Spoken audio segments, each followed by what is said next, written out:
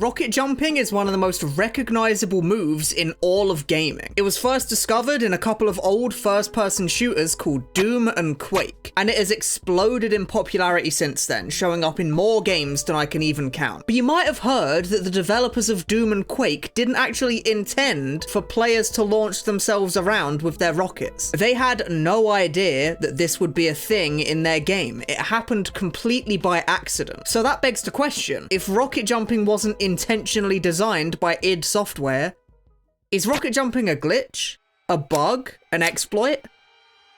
Is it cheating? No. No, it's not, no. Rocket jumping, in fact, is something else entirely. And to explain exactly what rocket jumping is, we're gonna have to travel back in time, long before video games, or most modern technology for that matter, had even been invented. We're going all the way back to 1891, so that we can talk about basketball. Yes, the video's about rocket jumping. I know, look, I promise this is relevant. You just have to.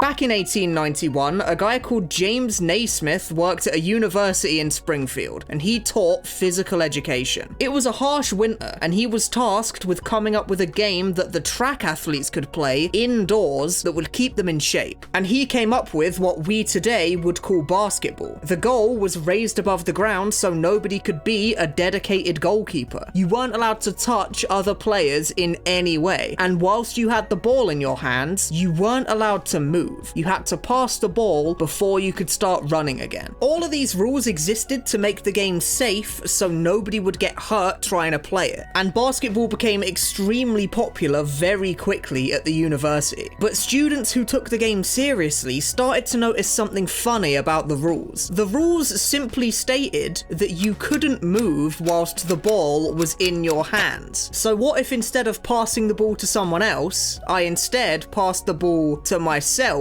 by bouncing it along the ground? This lets you move with the ball across the court, but it isn't actually against the rules. I am literally not moving with the ball in my hands. This completely changed the pace of the game, and it also sparked a lot of controversy. Some people thought that this was clearly cheating and that the rules should be changed to ban it. Other people thought that it was exciting and should be left unchanged. But practically everybody agreed that dribbling did follow the rules to the T. It just didn't follow the spirit of the rules. And in the end, dribbling made the sport more exciting to watch and more fun to play, and it added a ton of depth to the game that wouldn't have been there otherwise. So they decided that instead of banning the technique, they should just integrate it into the game. And to make the technique a little less centralizing, the double dribble rule was added, where a player can't stop dribbling and then start dribbling again. Once you've stopped dribbling, you can no longer move, and you have to pass the ball away. And that is the origins of dribbling in basketball. The rules of the game were working exactly as intended, but they allowed for a weird edge case technique that clearly wasn't intended by the creator of the game. Why does that sound so familiar to me? Why is the music getting louder and louder in the room? What's happening?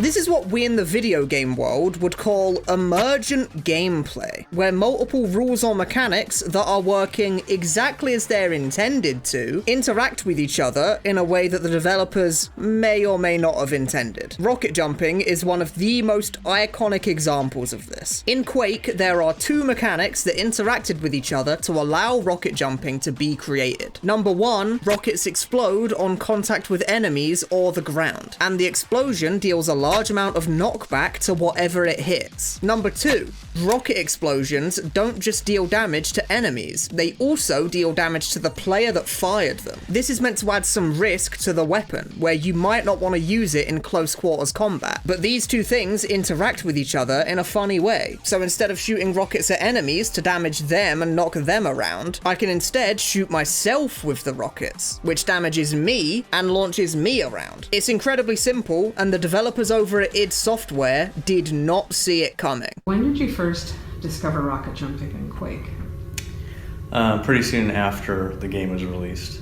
when people were playing it and posting some demo files of them playing Quake, and I watched the demo files and saw them blasting themselves up in the air. I was like, no way. It wasn't long after that that people started to finish the levels like at insane speeds because they're just rocket jumping themselves around. In Quake, rocket jumping was entirely an accident, but there are other, more modern games that feature rocket jumping that do so more intentionally. Team Fortress 2 is a perfect example of this. Rocket jumping here is 100% intended by Valve. There's achievements and in-game items tied to rocket jumping. Rocket jumping even shows up in the E3 2006 trailer for the game, and there are a bunch of hidden mechanics that are never explained to the player that aim to make the technique more balanced. But you might be wondering, if Quake's devs had discovered rocket jumping before releasing the game, would they have kept it in? Well, you don't have to ask me, ask the man himself. Do you think that you would have kept it in the game? Oh yeah, absolutely would have kept it.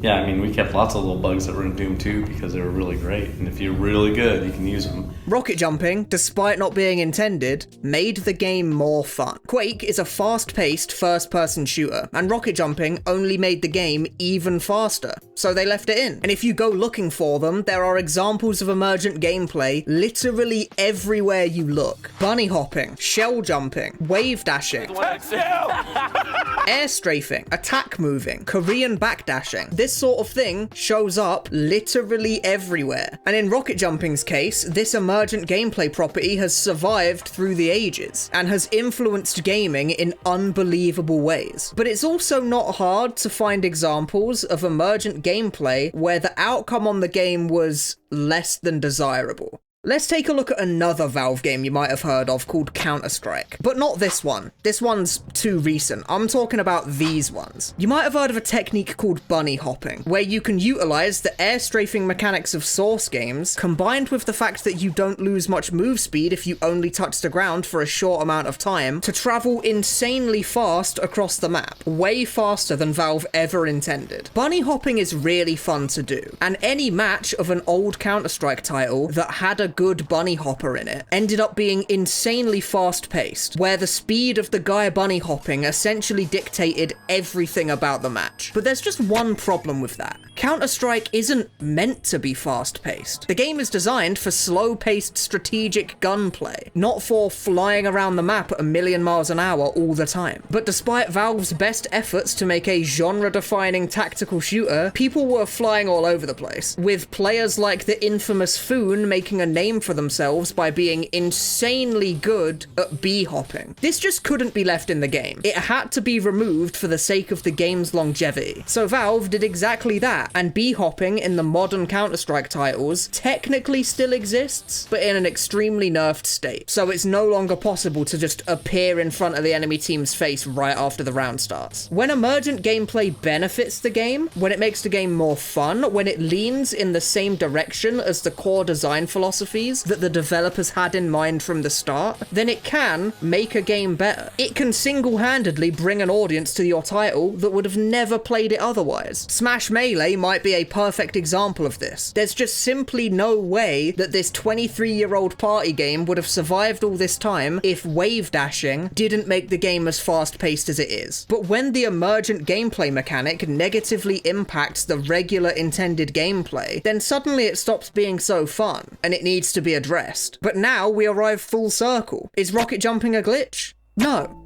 No, it's not. It's emergent behavior from two intended mechanics interacting with each other. The fact that it wasn't intended by the developer doesn't really matter, and the fact that it gave the game more depth is just a happy little accident. And sometimes emergent gameplay tech can make a game worse. Sometimes it can harm the game. But for every example of it ruining a game, there's another example of it improving a game. Improving it so much, in fact, that the game's popularity literally depends on the mechanic. And the mechanic will end up showing up in future games that have nothing to do with the original game the mechanic came from. So despite the fact that it wasn't intended, rocket jumping has outgrown and outlived the game it originated from. And it changed movement in FPS games for decades to come. So I just feel the need to thank id Software for having the foresight not to remove rocket jumping. Because just think to yourself, just imagine how boring TF2 would have been if I just had to walk everywhere all the time.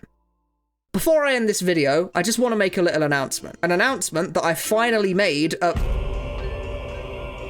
It can get you access to exclusive behind-the-scenes live streams where we can watch my most recent video together, and I can go through a bunch of behind-the-scenes stuff on how I made the video. And this week's Patreon live stream will be available to anyone for free. So even if you don't decide to use my Patreon, which is completely fine, I hope to see you at the live stream anyway. If you can't afford it, don't feel pressured into spending money. The fact that you watch these videos at all is support enough. But for those who can afford it, who feel like maybe going the extra mile, it'd be greatly appreciated. And thank you all for your continued support, and thank you all for watching these dumb YouTube videos I make sometimes.